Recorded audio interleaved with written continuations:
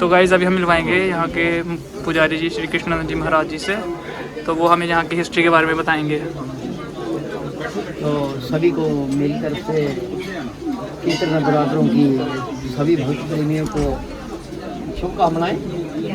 तो मैं महामाई का सेवक, महामाई का बच्चा, तो जुड़े ना महामाई का बच्चा आज से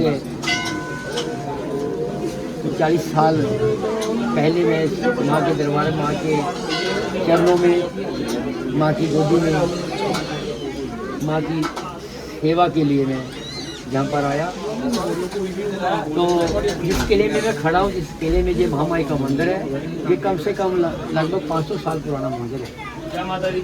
जैसे समय गुजरा, जैसे हालात बने, कई बार ये मंदिर बना, कई बार टूटा, तो माता जी का जो निवास स्थान था वो इस किले के अंदर ही रहा।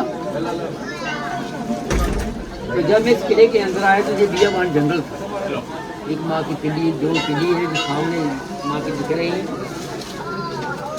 तो चारों तरफ जंगली जंगल था। कहते हैं कि जब,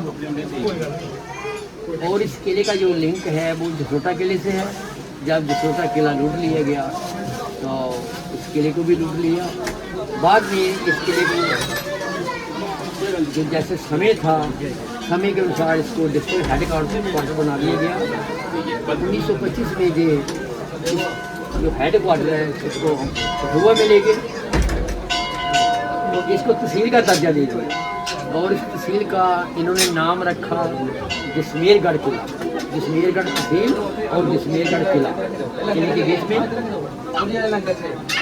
तो जब मैं नया जहाँ पर आया बियाबान जंगल में, तो उस समय स्वयं माँ के आशीर्वाद से, माँ के बिना इस संसार में मेरा कोई नहीं था।